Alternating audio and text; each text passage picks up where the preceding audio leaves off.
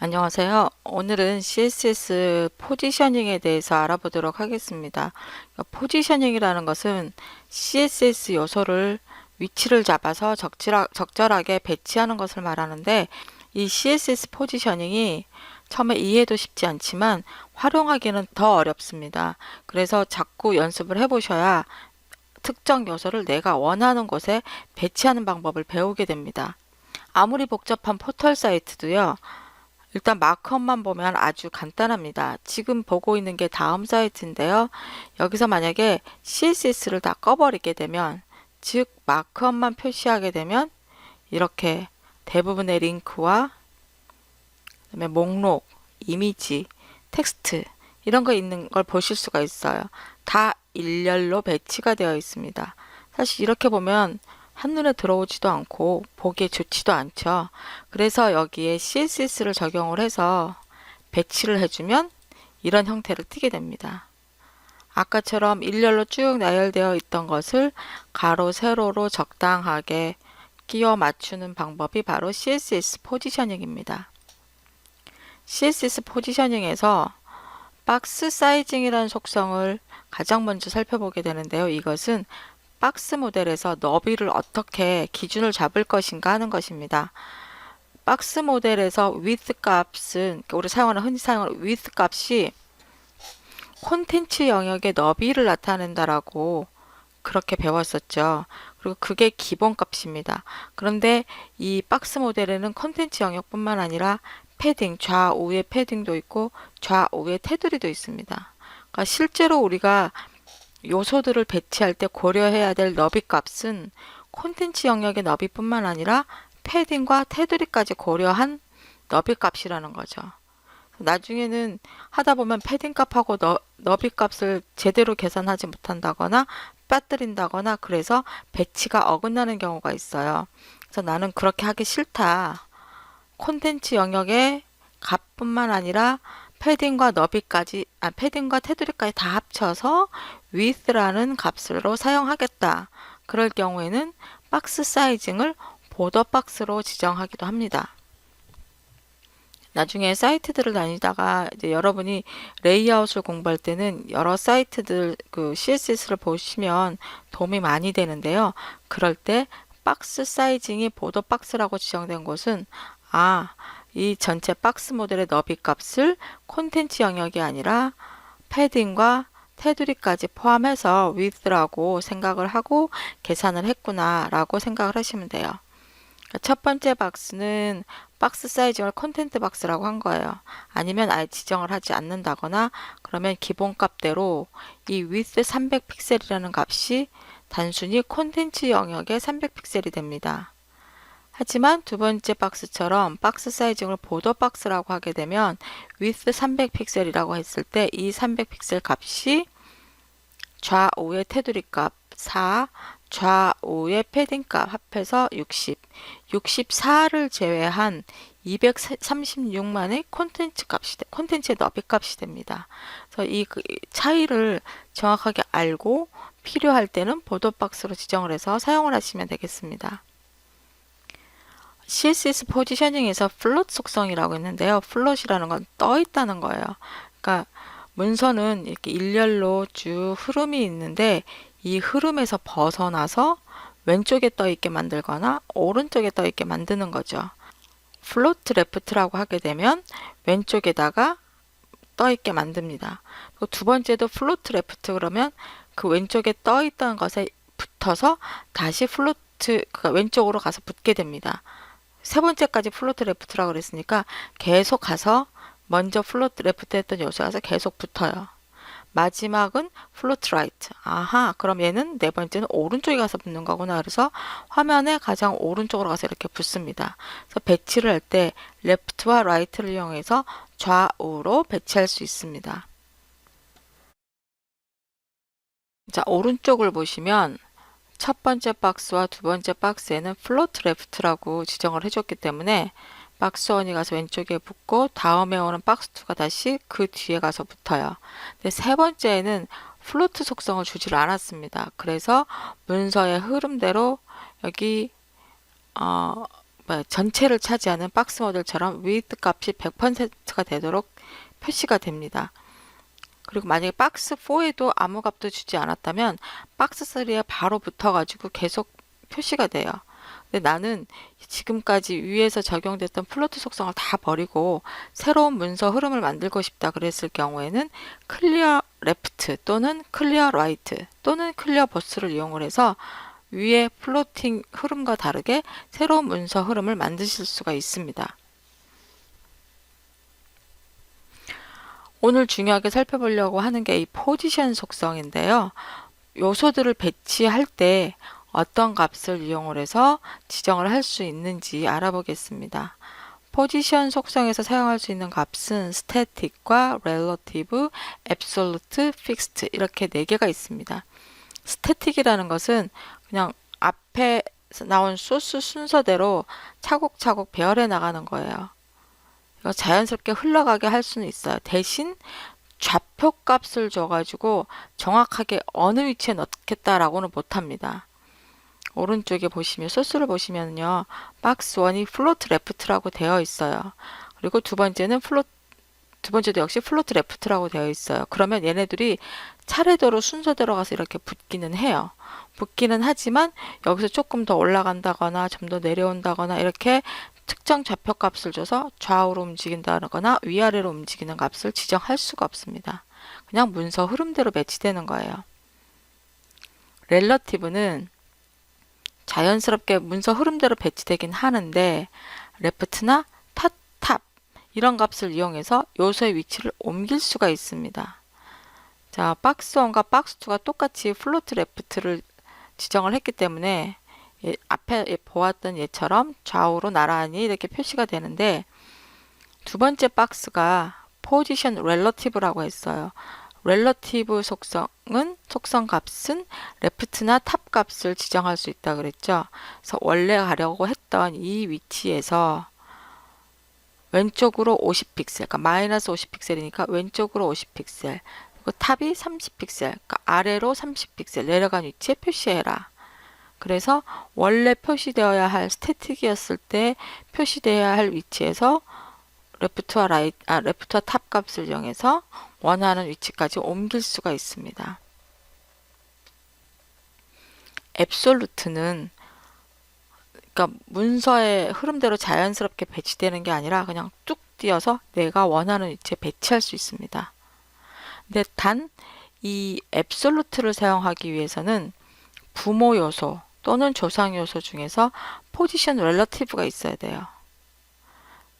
지금 이 소스가 정확하게 안 나와서 그러는데요. 자, 이 예를 한번 보도록 할게요. 소스를 한번 보시면 이 안에 div라는 그러니까 id가 랩인 영역으로 5개의 박스를 둘러싸고 있습니다.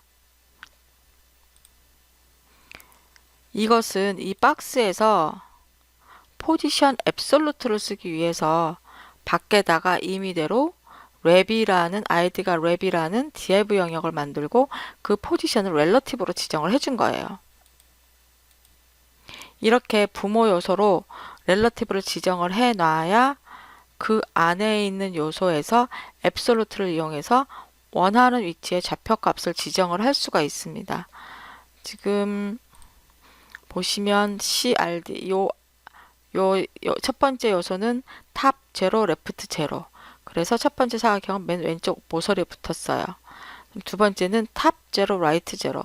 오른쪽 위에 붙었어요. 이런 식으로 배열을 하고 마지막은 탑에서 100픽셀, 그러니까 위에서부터 100픽셀, 왼쪽에서부터 100픽셀 되는 위치에 표시하도록 했습니다. 그러니까 좌표 값을 자유롭게 사용할 수 있으려면 포지션 앱솔루트여야 하는데 이 포지션 앱솔루트를 사용하기 위해서는 그 부모 요소가 렐러티브여야 합니다. 포지션 속성 중에 마지막 값은 fixed입니다. fixed는 단어에서 알 수 있듯이 고정한다는 얘기예요. 딱 그 위치에다 정해 놓는 것입니다. 이때 fixed는 부모 요소가 아니라 브라우저 창을 기준으로 해서 그 값을 계산을 합니다. 좌표 값을.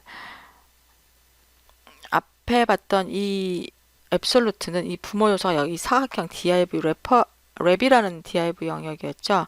그럼 이 div 영역의 왼쪽 꼭지점을 0,0이라고 보는데 픽스드는 브라우저 창의 맨 왼쪽 모서리 부분, 이 부분을 0,0 위치로 기준점으로 시작을 하고 좌표값을 계산을 합니다.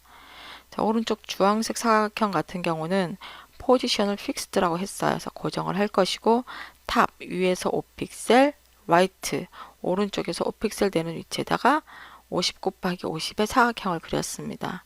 그리고 픽스트를 했기 때문에 화면을 밑으로 스크롤을 하더라도 이 사각형의 위치는 바뀌지가 않습니다. 그러니까 탑, 라이트 이 값을 지정하는 게 모두 이 브라우저 창의 크기를 기준으로 해서 좌표를 정한다는 거 이거 기억해 두시기 바랍니다. 그리고 비저빌리티 속성이 있어요. 비저빌리티 속성은 화면에 보이게 할지 보이지 않게 할지를 결정하는 속성입니다. 기본값은 비저블이기 때문에 화면에 그 해당 요소가 표시가 되는데 그 부분을 감추고 싶다. 그러면 비저빌리티를 히든이라고 지정을 합니다. 히든이라고 지정을 하게 되면 그 해당 요소가 화면에서 사라져요. 그래서 이미지 3개가 있는데 두 번째 속성을 히든이라고 지정을 하게 되면 두 번째 속성이 있던 자리가 그대로 남습니다. 디스플레이라는 속성에서도 요소를 감추는 값이 있는데요. 디스플레이 논 하게 되면 해당 요소가 사라집니다. 단 그 경우에는 이렇게 공간이 남지 않고 두 개의 이미지가 이렇게 바짝 붙어서 표시가 되죠. 두 가지를 용도에 따라서 구별해서 사용하시면 되고요. 다음에 살펴볼 속성은 Z인덱스 속성입니다. Z인덱스 속성은 여러 개의 요소를 쌓는 순서를 정하는 거예요. 일반적으로 웹 문서의 내용은 일렬로 쭉 표시가 되기 때문에 겹치지 않지만 CSS를 이용을 해서 좌표를 지정해 주다 보면 요소와 요소가 겹칠 때가 있습니다. 그럴 때 그 겹치는 순서를 결정하는 게 Z인덱스 속성입니다. 지금 보시면은 여기 사각형이요. 3개가 표시가 되어 있는데 순서가 첫 번째 B1, 1번이라는 거, 2번 B2, 세 번째 B3 이렇게 되어 있기 때문에 소스가 나열된 순서대로 1번이 밑에 있고 그 다음 그 위에 2번이 올라가고 마지막에 3번이 올라가게 됩니다. 따로 Z인덱스를 지정하지 않으시면은 소스 순서대로 겹쳐지게 되는데요. 내가 두 번째 나타난 이 노란색의 Z인덱스 값을 3이라고 하겠다. 이 숫자가 커지면 커질수록 위로 올라와요. 작으면 맨 밑에 깔리는 거거든요. Z인덱스 값을 3이라고 B2에다 지정을 해주면 다른 요소들보다 더 위로 이렇게 표시가 됩니다. 그래서 Z인덱스 값을 이용을 해서 가장 밑에는 배경 이미지를 깔고 그 위에 다시 어떤 캐릭터 그림을 올리고 그렇게 해서 캐릭터 그림을 애니메이션을 시키면 배경 이미지 위에서 캐릭터가 움직이는 것처럼 꾸밀 수도 있어요. 자, 다단이라는 것은 신문이나 잡지처럼 2단 편집, 3단 편집 이렇게 하기 위해서 사용하는 것을 말하는데요. CSS에서 다단을 만들 때는 칼럼의 너비 값을 얼마로 할 것인지 너비를 고정해 놓고 단을 만들 수도 있고요. 아니면 개수를 지정을 해 놓고 단을 만들 수도 있습니다. 내가 한 단의 너비 값을 150픽셀씩 지정을 하겠다. 그리고 화면이 커지면 단의 개수가 많아지고 화면이 적어지면 단의 개수가 줄어들더라도 무조건 너비 값을 고정하겠다. 그럴 경우에는 컬럼 위드라고 이 속성을 이용을 하시면 되고요. 화면에 나타날 단의 개수를 꼭 맞춰서 표시를 해야겠다. 단의 개수가 3개, 4개 이렇게 개수를 지정을 놓을 수도 있습니다. 칼럼 카운트를 사용을 해서 개수를 정해 놓으면 화면이 아무리 넓어져도 3개고 좁아져도 3개가 됩니다. 즉 개수에 맞춰서 단이 나눠지죠. 앞에서 살펴본 칼럼 위스나 칼럼 카운트를 이용을 하게 되면 문서 전체를 가지고 단어로 다 나눠버리는데 내가 특정한 위치에다가 앞부분은 그냥 두고 이렇게 제목 3단계 제목 H3를 사용한 곳에서만 칼럼을 나누고 싶다. 그 H3라는 태그 앞쪽에서만 break before 칼럼 그래서 그 부분만 칼럼으로 나누고 싶다. 그러면 앞에 있는 부분은 칼럼이 나눠지지 않고요. 뒷부분에만 칼럼이 나눠집니다. 또 칼럼을 만들 때 여러 단으로 표시를 하다가 특정 부분에 가면 칼럼을 합치고 싶어요. 여기서 이렇게 다단으로 나누지 않고 그냥 한 단으로 합쳐서 표시를 하고 싶다. 그럴 경우에는 칼럼 스팬을 사용을 합니다. 칼럼 스팬은 속성값이 딱 두 가지밖에 없어요. 1인 값은 칼럼 하나만 합치겠다는 거고 all은 칼럼 모두를 합쳐서 하나로 표시를 하겠다는 것입니다. 자, 이번에는 표 스타일에 대해서 알아보도록 하겠습니다. 표에서 제목을 나타낼 때 캡션이라는 태그를 사용을 하는데 이 캡션 태그는 무조건 표 앞쪽 가운데 이렇게 표시가 되어 있었잖아요. 근데 이 캡션을 화면 밑으로 옮기고 싶다면, 그러니까 표 밑으로 옮기고 싶다면 캡션 사이드라는 속성을 이용을 해서 바텀이라고 지정을 하면 표 아래쪽에도 표시가 가능합니다. 표 스타일에서 보더 속성을 사용할 수 있어요. 이 보더 속성은 기존에 우리가 알고 있는 그 테두리를 만드는 속성하고 같습니다. 그래서 이 표의 테두리를 만들어 줄 때는 표를 만들 때 테이블 태그를 사용을 하고 그 안에 td 태그를 이용해서 셀을 표시하잖아요. 그래서 테이블에 대한 보더 값하고 안에 각 셀을 표시하는 보더 값하고 두 개를 지정을 해 주셔야 돼요. 지금 보시면 테이블 태그와 테이블 태그 안에 있는 td 태그에 각각 테두리 값을 지정을 해줬습니다. 근데 지금 보시면은 밖에는 솔리드 실선으로 표시를 하고 안에 있는 셀은 다티드 점선으로 표시를 했어요. 화면에 이 밖에 있는 표의 테두리와 셀의 테두리 사이에 간격이 떨어져 있는 거 보이시나요? 이렇게 기본 값은 두 줄로 표시가 됩니다. 근데 이것을 한 줄로 표시를 하고 싶다면 보더 컬랩스라는 속성을 이용해서 하나로 합칠 수가 있어요. 보더 컬랩스라는 속성의 값을 컬랩스라고 지정을 하면 하나로 합쳐지고 세퍼레이트 또는 지정하지 않으면 두 줄로 표시가 돼요. 앞에서 지정한 값을 그대로 사용을 하면서 보더 컬랩스를 컬랩스라고 지정을 해주면 밖에 있던 실선의 테두리, 그러니까 표의 테두리와 안에 있던 점선의 셀 테두리가 합쳐져서 오른쪽 그림과 같이 표시가 됩니다. 그리고 표에는 보더 스페이싱이라는 속성도 있어서 셀과 셀 사이의 거리를 조절을 해줄 수가 있습니다.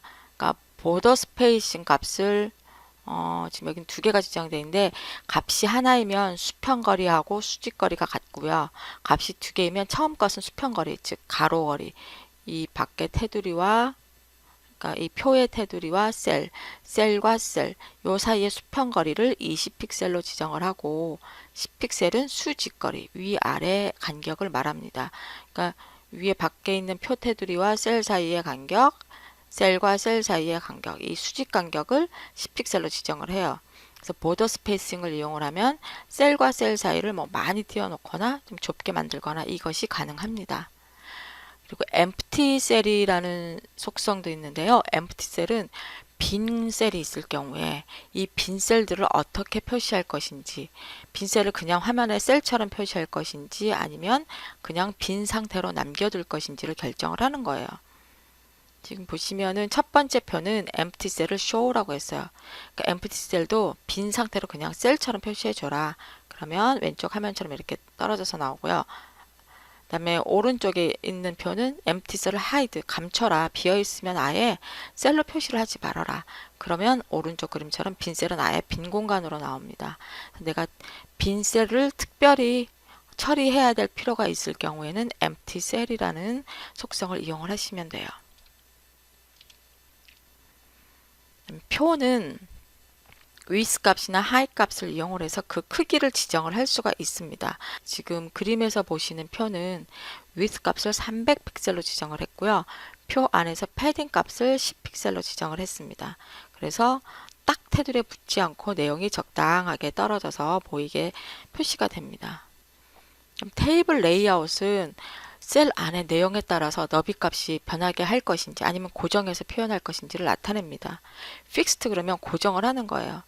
셀 너비가 고정이 되어 있기 때문에 셀 내용이 점점점 길어지면 줄바꿈을 해버리고 너비 값은 늘어나지가 않습니다.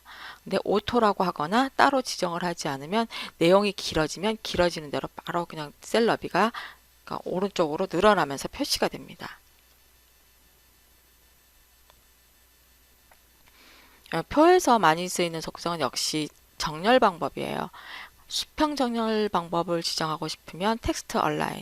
이것은 앞에서 살펴본 텍스트 스타일에서도 똑같이 사용했던 거죠. 레프트나 라이트나 센터를 이용해서 지정을 할 수가 있고요. 그다음에 이 수직 정렬은 vertical align을 이용을 해서 탑이거나 바텀이거나 미드를 사용할 수가 있습니다. 탑은 맨 위에, 바텀은 맨 아래쪽에, 미들은 중간쯤에 오는 것을 말합니다. 자, 여기까지 해서 다단으로 표시하는 방법과 표 스타일에 대해서 알아봤습니다. 감사합니다.